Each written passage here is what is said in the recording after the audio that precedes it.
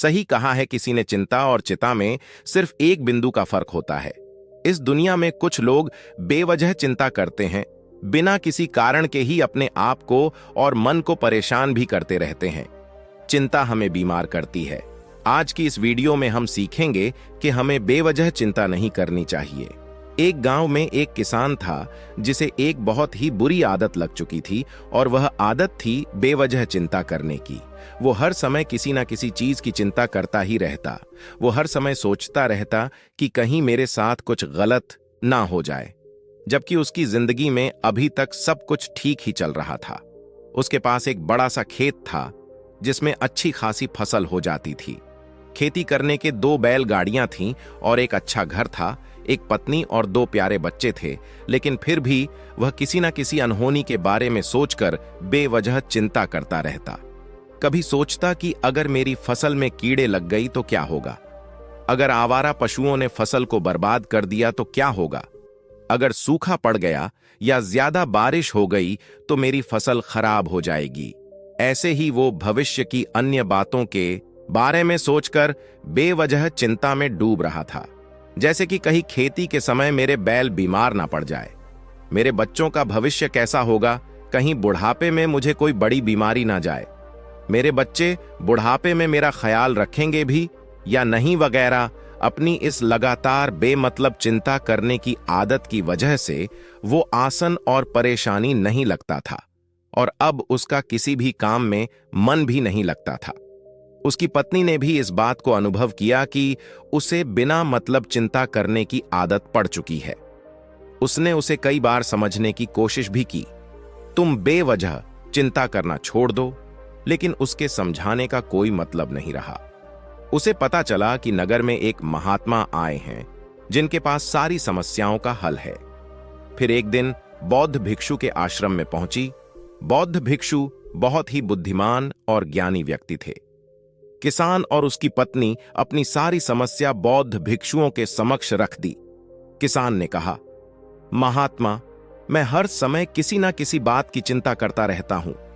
मैं ज्यादातर उन बुरी चीजों के बारे में सोचकर चिंतित होता रहता हूं जो अभी तक मेरे साथ हुई भी नहीं। किसान की समस्या को पूरे ध्यान से सुनने के बाद बौद्ध भिक्षु ने कहा, ठीक है, तुम दोनों कल सुबह आना और फिर मैं तुम्हें तुम्हारी समस्या का समाधान बता दूंगा। अगली सुबह जब किसान और उसकी पत्नी बौद्ध भिक्षु के आश्रम में पहुंचने हैं तो देखते हैं कि बौद्ध भिक्षु बहुत ही चिंतित अवस्था में जमीन पर पालथी मारकर बैठे हुए हैं, और उनके सामने एक दूध से भरा गिलास रखा हुआ है। बौद्ध भिक्षु बार बार उस दूध के गिलास की तरफ देख रहे हैं और फिर कभी अपना हाथ अपने सर पर रखते तो कभी जमीन पर। वह बहुत ही चिंतित और बेचैन दिखाई पड़ते थे। यह देखकर किसान ने पूछा, महात्मा, आप इतने परेशान क्यों लग रहे हैं? आपके समक्ष दूध रखा है, आप इसे पी क्यों नहीं लेते? महात्मा बोले, मुझे चिंता हो रही है कि कहीं इस दूध को बिल्ली ना पी जाए, या फिर मैं कहीं जाऊं और तो क्या पता, या दूध कहीं गिर जाए। मैं दूध को पीना तो चाहता हूं, लेकिन मेरा भी मन नहीं है। मैं तो यही सोच रहा हूं कि अगर यह दूध खराब हो गया या कोई गंदी चीज इस पे पड़ गया तो फिर क्या होगा। इतना सुनकर किसान जोर जोर से हंसने लगा। किसान ने हंसते हुए कहा, इस समय इतनी चिंता करने वाली कौन सी बात है, यह दूध ही तो है।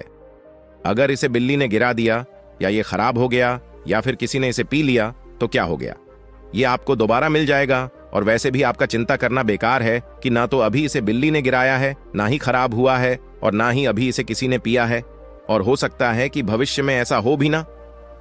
किसान के मुंह से यह बात बौद्ध भिक्षु मुस्कुराए और बोले, मैं भी तो तुम्हें ही यही समझने का प्रयास कर रहा हूं कि भविष्य की उन घटनाओं की चिंता करना व्यर्थ है जो अभी हमारे साथ हुई ही नहीं, और बहुत बड़ी संभावना है कि वो कभी होगी भी नहीं।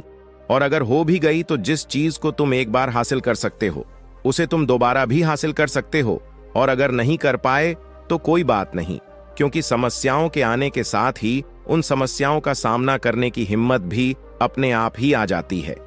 यह बातें सुनने के बाद किसान को लगा जैसे किसी ने उसके गाल पर एक थप्पड़ मारकर उसे नींद से जगा दिया हो। उसे महसूस हुआ कि वो भी तो यही गलती कर रहा है। वो भी तो भविष्य की उन घटनाओं के बारे में सोचकर चिंतित हो रहा है जो अभी तक घटी ही नहीं और शायद कभी घटेगी की नहीं। वो और फिर बौद्ध भिक्षु के चरणों में गिरा और कहने लगा, इतनी आसान में मुझे मेरी गलती का एहसास करवाने के लिए आपका बहुत बहुत धन्यवाद, और मैं आज से पूरा प्रयास करूंगा। मैं बेवजह चिंता करना बंद कर दूंगा। जापान में एक लोकप्रिय कहावत है, अगर तुम चल रहे हो तो सिर्फ चलो, अगर तुम खा रहे हो तो सिर्फ खाओ, लेकिन एक समय में सिर्फ एक ही काम करो, चिंता न करो। इस लोकप्रिय कहावत के अर्थ ने मुझे हैरान कर दिया था, और सच कहूं तो मुझे ऐसा लगता है कि कहावत के अर्थ में ही वो राज छुपा है जिसे अगर किसी ने अच्छे से समझ लिया और अपने जीवन में उतार लिया तो वो चिंता के बंधन से ही हमेशा हमेशा के लिए मुक्त हो जाएगा। इस कहावत के अर्थ के बारे में हम आगे बात करेंगे, लेकिन उससे पहले देखते हैं कि हमारे दिमाग में इस तरह के विचार ज्यादा चल रहे होते हैं। पहला, क्या मैंने यह काम सही से किया? दूसरा, क्या मैं इसे और बेहतर कर सकता था? तीसरा, इसका परिणाम क्या होगा?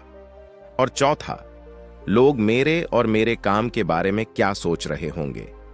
ये ऐसे कुछ विचार हैं जो हमारे दिमाग की सिस्टम में ज्यादातर समय चलते रहते हैं, लेकिन हमें पता नहीं चलता क्योंकि हमने इन विचारों के साथ जीना सीख लिया है और हमारा दिमाग काम भी ऐसे ही करता है कि अगर हमने इसे किसी काम को कई बार करवा लिया तो फिर यह उसे अपनी आदत बना लेता है और फिर हमारे चाहे बिना भी उसे काम को करने का प्रयास करता है।